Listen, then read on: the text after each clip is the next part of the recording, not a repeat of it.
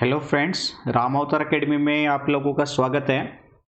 आज हम अपनी आईआईटी फाउंडेशन की क्लासेस स्टार्ट कर रहे हैं। इन क्लासेस का मेन टारगेट रहेगा कि जो बच्चे आईआईटी एग्ज़ाम की तैयारी करना चाहते हैं, एक्चुअल में देखिए मैं आपसे घुमा फिरा के बात नहीं करूँगा। मैं आपको यहाँ पे ये कहना चाह रहा हूँ कि हमारे एजुकेशन सिस्टम में जितना सिलेबस ऐड हो रहा है उसी के हिसाब से क्वालिटी बच्चों की या टीचर की टीचिंग की डाउन होती जा रही है। मतलब बच्चे 11th और 12th में जाके आईआईटी के एग्ज़ाम के बारे में सोचते हैं। जब तक मतलब उस समय तक बहुत से ऐसे बच्चे होते हैं या बहुत सी कोचिंग सेंटर ऐसी क्लासेस देते हैं कि आईआईटी फाउंडेशन की क्लासेस 6 स्टैंडर्ड से ही स्टार्ट कर दी जाती है। यानी कुछ बच्चे जो 6 स्टैंडर्ड से स्टार्ट कर रहे हैं और आप 12th में जाने के बाद आईआईटी के एग्ज़ाम के बारे में सोचते हो, तो आप पहले ही कंपटीशन से पिछड़ चुके हो। मतलब मैं ये नहीं कह रहा हूँ कि चांसेस कम होते हैं कि आईआईटी में जाने के चांसेस ख़त्म हो जाते हैं, ऐसा नहीं है। हाँ, ये है कि आप लोगों को स्ट्रगल काफ़ी करना पड़ता है क्योंकि बेसिक इतना स्ट्रॉन्ग नहीं हो पाता है जितना मैथ एडवांस चाहिए आईआईटी के एग्ज़ाम को क्रैक करने के लिए। ठीक है ना। तो आईआईटी के फाउंडेशन की क्लासेस जो बड़े बड़े कोचिंग सेंटर में दी जाती है, मैं उनका नाम यहाँ पे नहीं लेना चाहूँगा, आप लोगों को पता होगा और आप नेट पे भी सर्च कर सकते हैं इसके बारे में उन कोचिंग सेंटर के। तो मैं ये कहना चाह रहा था कि जो बड़े बड़े कोचिंग सेंटर मोटी फीस लेते हैं, हम चाहते हैं कि ये एजुकेशन आईआईटी फाउंडेशन कोर्सेज की फ्री ऑफ कॉस्ट बच्चों तक पहुँचे जो 5th 6th स्टैंडर्ड से 9 10 स्टैंडर्ड तक का रहता है। ठीक है, ताकि बच्चे स्ट्रगल ना करें, आगे चल के बेस इतना स्ट्रॉन्ग कर ले कि एग्ज़ाम निकालना उनके लिए कोई बड़ी बात ना हो। इसलिए हम स्टार्ट कर रहे हैं अपनी आईआईटी फाउंडेशन की। आज की जो पहली क्लास है ये 6 स्टैंडर्ड के लिए है, 6th क्लास के लिए। हालांकि हेल्पफुल होगी बाकी अपर क्लासेस के लिए भी। इसीलिए जो भी बच्चा आईआईटी को अपना ड्रीम बनाना चाहता है वो यहाँ से स्टार्ट जरूर कीजिएगा। देखिए, ऐसा एटीट्यूड ना रखें कि मैं 10th में हूँ 12th में हूँ तो अपने से छोटे बच्चों की बुक को क्यों रीड करूँ, मैं तो उसको पढ़ चुका हूँ। कंपटीशन के लिए आपको सीखना पड़ेगा अपने से छोटी सी उम्र के लोगों से भी, बच्चों से भी और क्लासेस से भी। ठीक है ना। सीखने की एक स्टूडेंट का मतलब यही होता है, सीखना। ठीक है, एबिलिटी। ठीक है, एबिलिटी होनी चाहिए उसके अंदर सीखने की। तो आपसे रिक्वेस्ट है, प्लीज़ क्लासेस को थोड़ा सा सीरियस लें और अपने दोस्तों के साथ शेयर भी कीजिए और लाइक करना ना भूलें। तो क्लास 6 के सिलेबस की हम बात कर लेते हैं जो हम पढ़ रहे हैं। ठीक है, तो चैप्टर जो क्लास 6 में हम रीड करेंगे यहाँ पे वो 10 चैप्टर, मैंने यहाँ पे 11 चैप्टर मेंशन कराए हैं। कुछ चैप्टर ऐसे हैं जो आपने फर्स्ट टाइम नाम सुना होगा क्योंकि आईसीएसई बोर्ड के हिसाब से ये थोड़ा सा सिस्टम सिलेबस बनाया हुआ है आईआईटी फाउंडेशन का, इसलिए आईसीएसई बोर्ड के लिए काफ़ी इफेक्टिव क्लासेज होंगी। ठीक है, तो पहला चैप्टर रहेगा नंबर्स। नंबर्स के बारे में हम थोड़ा बहुत आज देख लेंगे, इंट्रोडक्शन कर लेंगे थोड़ा बहुत। बाकी मेन क्लासेज नेक्स्ट क्लासेस से स्टार्ट होगी। आज हम थोड़ा सिलेबस का ओवरव्यू ले लेते हैं। नंबर्स में आप वोल नंबर के बारे में पढ़ेंगे कि भाई वोल नंबर किसे कहते हैं, इंटीजर्स किसे कहते हैं। ठीक है, और नेचुरल नंबर किसे कहते हैं और इनका क्या यूजेज है हिंदू अरेबिक सिस्टम में, इंटरनेशनल सिस्टम में, इनके ऑपरेशन एडिशन मल्टीप्लिकेशन के, वो नंबर्स में सब कुछ चलेगा यहाँ पे। सेकंड चैप्टर रहेगा आपका फैक्टर्स एंड मल्टीपल्स का। फैक्टर्स में मतलब आपको प्राइम फैक्टर निकालना रहेगा यहाँ पे। प्राइम फैक्टर करना, जैसे 15 का दे दिया, 17 का दे दिया, 2000 का दे दिया, प्राइम फैक्टराइजेशन निकालना रहेगा।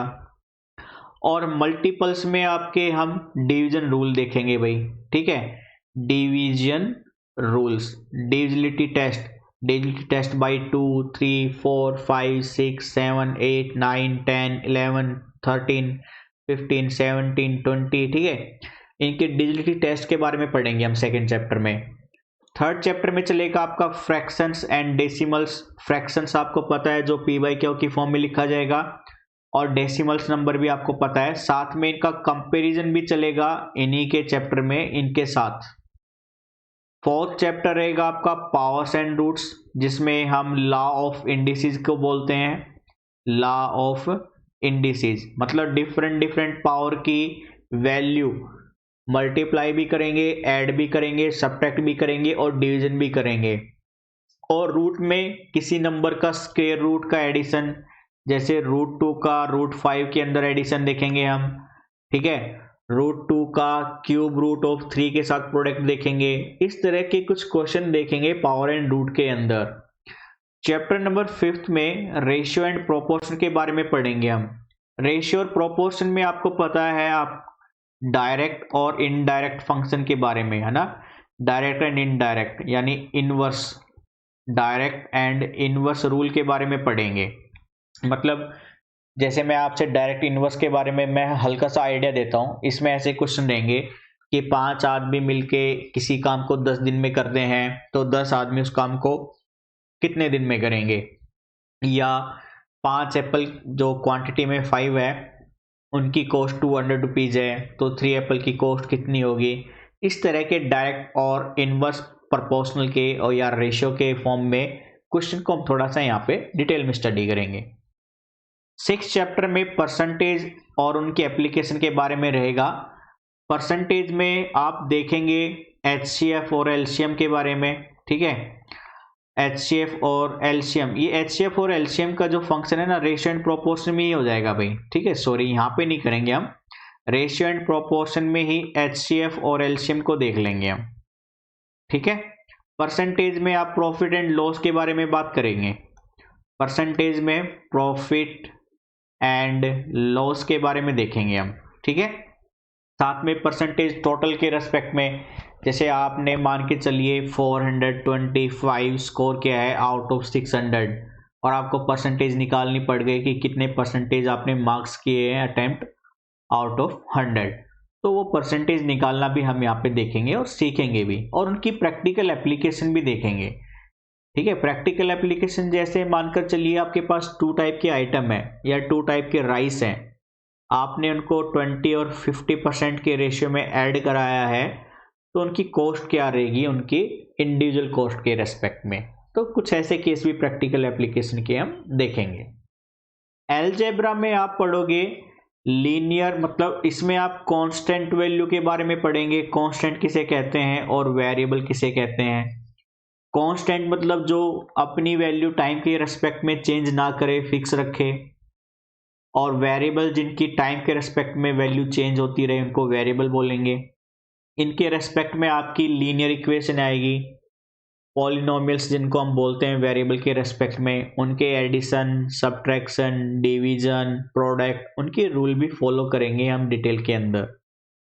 जियोमेट्री के अंदर आपको थोड़ा सा आइडिया रहेगा लाइन के बारे में, एंगल्स के बारे में, सर्कल के बारे में पढ़ने को मिलेगा, ट्रायंगल के बारे में पढ़ने को मिलेगा। ट्रायंगल के बारे में आपको पता भी होगा थोड़ा बहुत, 3 साइड्स होती हैं, 3 एंगल होते हैं, तीनों एंगल का सम 180 डिग्री होना चाहिए, है ना। इस तरह की ज्योमेट्री हम पढ़ेंगे।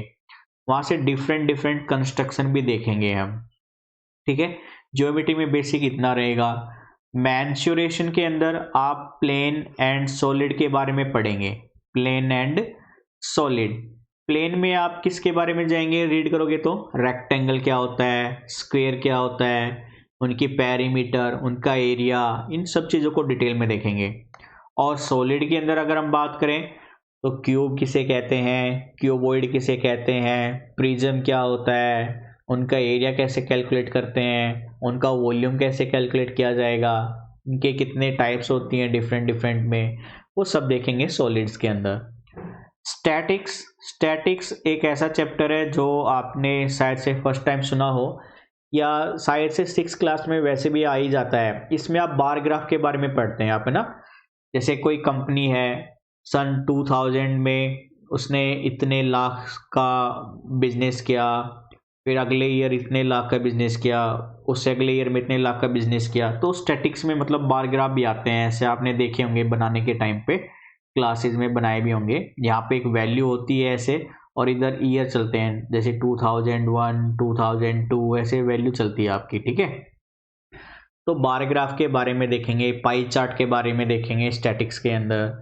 फिर सेट। सेट एक ऐसा नया चैप्टर है जो सीबीएसई बोर्ड या स्टेट बोर्ड वालों ने पहली बार सुना होगा, क्योंकि ये अगर सीबीएसई और आप स्टेट बोर्ड से क्लासेस कर रहे हैं तो 11th क्लास में ही देखने को मिलता है सेट। हाँ, आईसीएसई बोर्ड में थोड़ा सा पहले आ जाता है सेट के बारे में, लेकिन आईआईटी फाउंडेशन के लिए हम 6th क्लास से ही स्टार्ट करेंगे। सेट के बारे में आपको, जैसे मैं आपको हल्का सा ओवरव्यू दे देता हूँ। सेट में क्या रहेगा, वेल डिफाइंड कलेक्शन रहेगा। जैसे मैं आपसे कहूँ आपके इंडिया में फेमस क्रिकेट प्लेयर बताओ, तो फेमस क्रिकेट प्लेयर मानकर चलिए जैसे रोहित शर्मा है, किसी की नज़र में अच्छा क्रिकेट प्लेयर है, किसी की नज़र में नहीं है, तो वो वेल डिफाइंड नहीं है। यानी फेमस क्रिकेट प्लेयर की आप एक लिस्ट नहीं बना सकते, क्योंकि वो किसी की रेस्पेक्ट में अच्छा प्लेयर है, किसी के रेस्पेक्ट में नहीं है, इसलिए वो पॉसिबल नहीं है। ऐसे मैं आपसे कह दूं 7 अमीर लोगों के बारे में बताएं, तो आपके रेस्पेक्ट में मानकर चलो मैं अमीर हूं, लेकिन मैं किसी और के रेस्पेक्ट में गरीब हूं, है ना, तो नज़रिया अलग अलग हो सकता है, इसलिए ये बनाना भी, लिस्ट बनाना भी पॉसिबल नहीं है।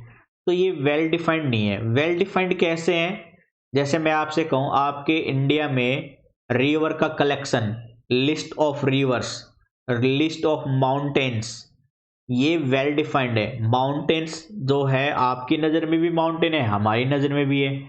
ऐसा तो है नहीं कि आप कहोगे कि मैं तो इसे माउंटेन नहीं मानता हूँ, है ना, एवरेस्ट है मेरे लिए माउंटेन नहीं है, वो तो ऐसी एक छोटी सी झाड़ी है, ऐसा तो नहीं हो सकता है ना। तो ऐसे कलेक्शन जो वेल डिफाइंड होंगे सबकी नज़र के रेस्पेक्ट में, ऐसे डिफाइंड कलेक्शन को ही हम क्या कहते हैं, सेट। तो वहाँ पे टाइप्स ऑफ सेट के बारे में देखेंगे और उनके डिफरेंट रिलेशन के बारे में भी देखेंगे। तो ये था चैप्टर इनसाइड क्लास 6 के लिए। ठीक है, तो आज मैं यहाँ पे थोड़ी बेसिक क्लासेस स्टार्ट कर देता हूँ नंबर्स के लिए।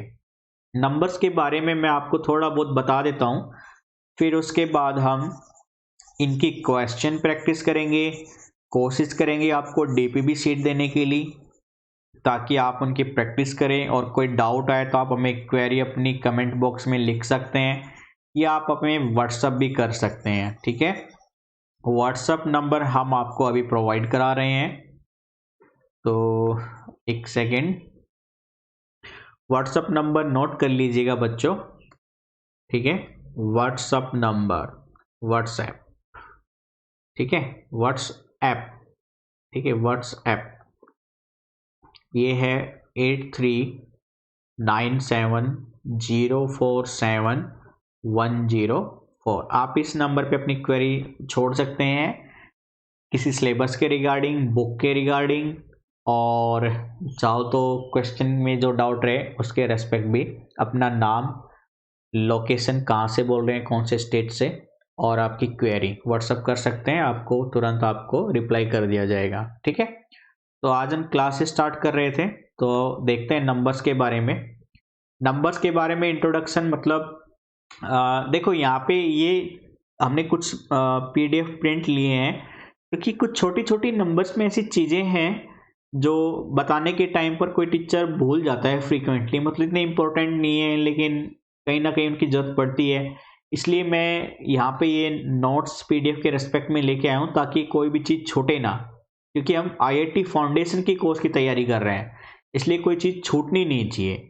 ठीक है, ये मैटर नहीं करता है कि किस स्टडी मटेरियल से हम पढ़ रहे हैं, बस कुछ छूटना नहीं चाहिए। तो इंट्रोडक्शन में हम नंबर्स के बारे में बात कर लेते हैं भाई थोड़ा सा। नंबर्स में देखिए भाई, आपके सामने कई बार ऐसी प्रॉब्लम आई होगी कि मानकर चलिए मैंने आपसे कहा ये 5 और 3 टाइम्स 0 दे दिया, मैंने बताओ ये क्या है, तो आप बोलते हो ये है 5000। ठीक है, तो कितनी जीरो होगी 1000 बोलेंगे, और कितनी जीरो होगी 100 बोलेंगे, वो सब हम यहाँ पे देखने वाले हैं। तो देखिए, अगर 9 टाइम्स 0 है तो आप बोलोगे 10 करोड़। ठीक है, और 8 टाइम्स डिजिट है 0 में तो करोड़ बोलोगे। 7 डिजिट 0 है, जैसे 3 2 5 7 डिजिट है। ठीक है, यानी 0 की बात करें तो 6 जीरो है, इसमें जीरो कितनी है 7, और इसमें कितनी जीरो है 8। तो 9 डिजिट का नंबर होगा तो वो 10 करोड़ पे जाएगा, 8 डिजिट का नंबर होगा वो करोड़ पे जाएगा, 7 डिजिट का नंबर होगा वो 10 लाख पे जाएगा। 6 डिजिट का जीरो होगा 5, मतलब 6 डिजिट का नंबर होगा 5 जीरो होगी तो लाख पे जाएगा, 5 डिजिट होगी 4 जीरो होंगे तो 10,000 पे जाएगा, 4 डिजिट्स में 3 जीरो होगी तो 1000 पे जाएगा, 100, 10 एंड वंस। ये तो इंडियन सिस्टम है।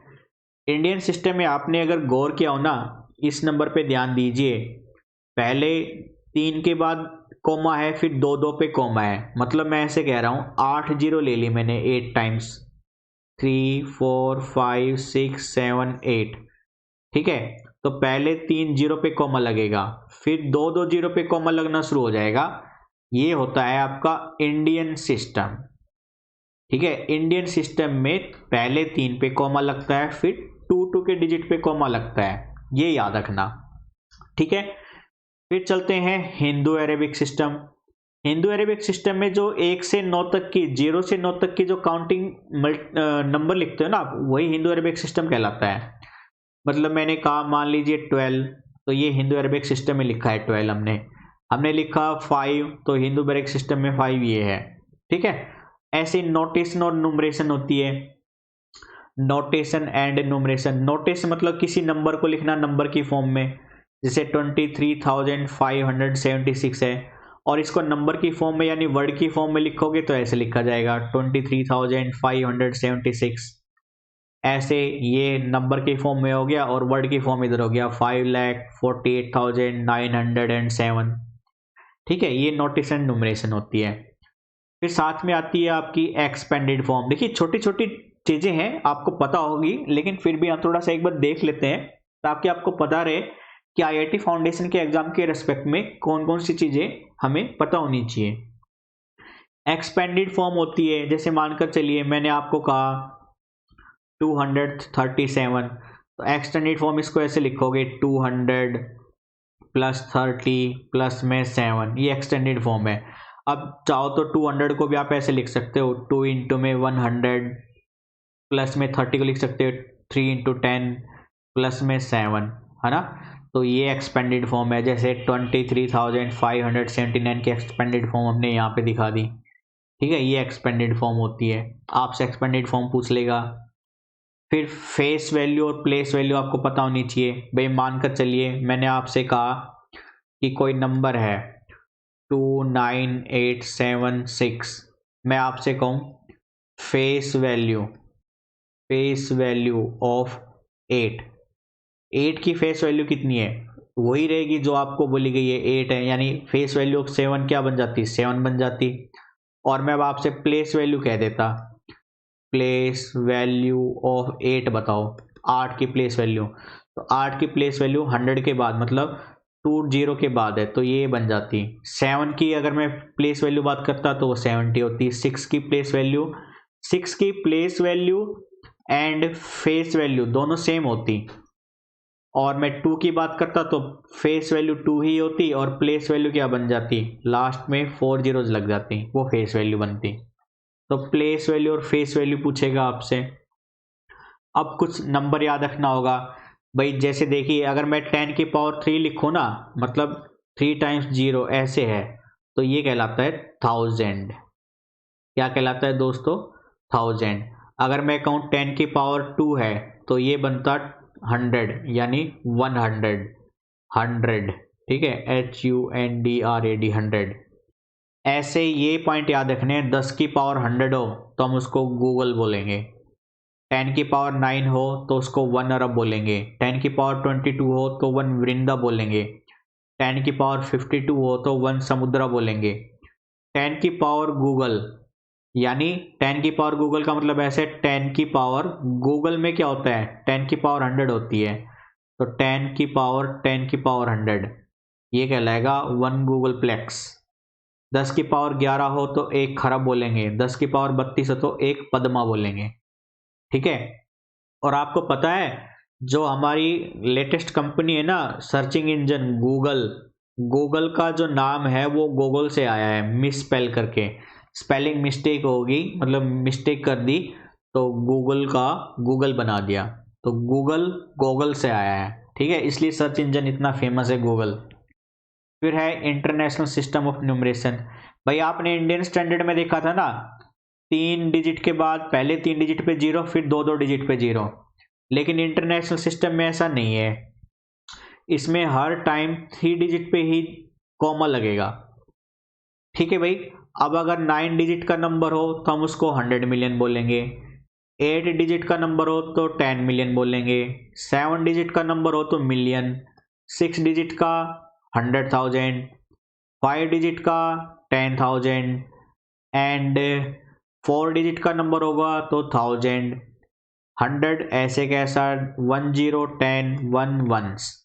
तो इंटरनेशनल स्टैंडर्ड सिस्टम में आप देखोगे किसी भी नंबर पे तो 3 डिजिट के बाद कॉमा लगा हुआ है, जबकि इंडियन सिस्टम में पहले 3 डिजिट पे, उसके बाद 2 डिजिट के ऊपर कॉमा लगा हुआ था।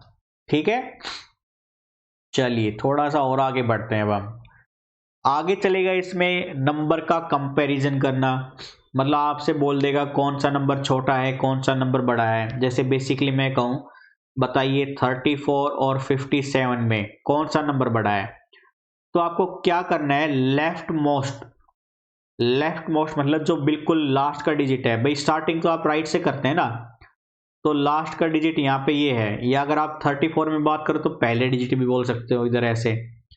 तो पहला डिजिट जिसका बड़ा होगा वो नंबर बड़ा होगा, यानी 57 बड़ा है यहाँ पे 34 से। लेकिन अगर पहला डिजिट ही सेम आ जाए, मान लो 342 दे दिया मैंने और 345 दे दिया, पहला डिजिट सेम है तो दूसरे डिजिट पे जाएंगे, फिर दूसरा डिजिट भी सेम हो तो थर्ड डिजिट पे जाएंगे, थर्ड डिजिट में जो नंबर बड़ा होगा अब वो नंबर बड़ा बन जाएगा, यानी 345 बड़ा है 342 से। कंपैरिजन में ये चलेगा। अच्छा ठीक है, कोई दिक्कत नहीं है। फिर सक्सेसर एंड प्रीडिसर चलेंगे। सक्सेसर एंड प्रीडिसर, सक्सेसर का मतलब है ग्रेटर देन बाई 1 या इंक्रीज बाई 1, और प्रीडिसर का मतलब है डिक्रीज बाई 1। मतलब मैंने आपसे कहा मानकर चलिए एक नंबर है 300, इसका सक्सेसर बताओ, मतलब इससे एक बड़ा 301 बन जाएगा, और इसका मैं कहता प्रीडिसर बताओ, यानी इससे एक नंबर छोटा तो वो 299 बन जाता। तो सक्सेसर प्रीडिसर में ये रहेगा।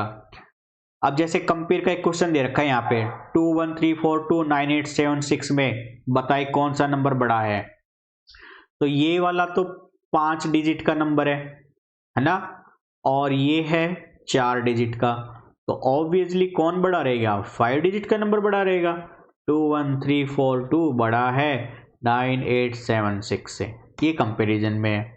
कंपैरिजन का एक क्वेश्चन और देखो यहाँ पे दे रखा है, भाई पहला डिजिट 5 था, कोई बात नहीं, दूसरे में 7 है, इधर 8 है, तो 8 बड़ा होगा किस नंबर से, 57986 से। डिजिट सेम थे इसलिए डिजिट का कंसेप्ट अप्लाई नहीं हुआ। ठीक है भाई। फिर find the number of all the 3 digits, जैसे एक क्वेश्चन बोल दिया कि 3 डिजिट के जितने भी नंबर है ना हिंदू अरेबिक सिस्टम में, उनकी संख्या बताओ। भाई क्या करना है, 3 डिजिट का सबसे बड़ा नंबर ले लो और फिर 2 डिजिट का सबसे बड़ा नंबर ले लो, इनका डिफरेंस कर दो, कितना आया 900, यानी 3 डिजिट के जो टोटल नंबर है वो कितने हैं बच्चों 900। ऐसे क्वेश्चन मिलते हैं आपको। ठीक है, जो भी आप फिटजी वगैरह के IIT फाउंडेशन के क्रैश कोर्स की तैयारी करोगे तो जो टेस्ट लेगा उनमें ऐसे ही क्वेश्चन पूछे जाते हैं, इसलिए ये जरूरी है बेसिक क्लासेज हमारी। ठीक है भाई, आगे देखो आपसे मतलब कह रहा है कि 279, भाई आपसे कह रहा है 3 डिजिट के कितने नंबर बनेंगे, हाउ मैनी, जिसमें 2, 7 और 9 हो। तो आप क्या करो, पहले 2 को फिक्स कर दो और 7, 9 को वापस से अपने पोजीशन पे डिस्प्ले कर दो, तो 2 नंबर ये बन गए। अब 3 को 100 की पोजीशन पे फिक्स कर दो, सॉरी 7 को। अब 2, 9 और 9, 2 कर दो, 2 नंबर ये हो गए। अब 9 को 100 डिजिट पे फिक्स कर दो, 2, 7 और 7, 2 बन जाएगा। तो टोटल कितने नंबर हो गए भाई, 6 नंबर हो गए। तो 2, 7, 9 का यूज करके 3 डिजिट के कितने नंबर बनाए जा सकते हैं, टोटल 6 नंबर बनाए जा सकते हैं।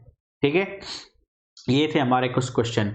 आगे आती है इंटीजर्स की क्लासेस, इंटीजर्स के टॉपिक, ये हम अपनी नेक्स्ट क्लासेस में देखेंगे। आज थोड़ा इंट्रोडक्शन हमने कर लिया है, अब रेगुलर क्लासेस चलेंगी इनकी, इसलिए अपने दोस्तों से संपर्क में रहें और ज़्यादा से ज़्यादा शेयर करते रहें और लाइक करना ना भूलें।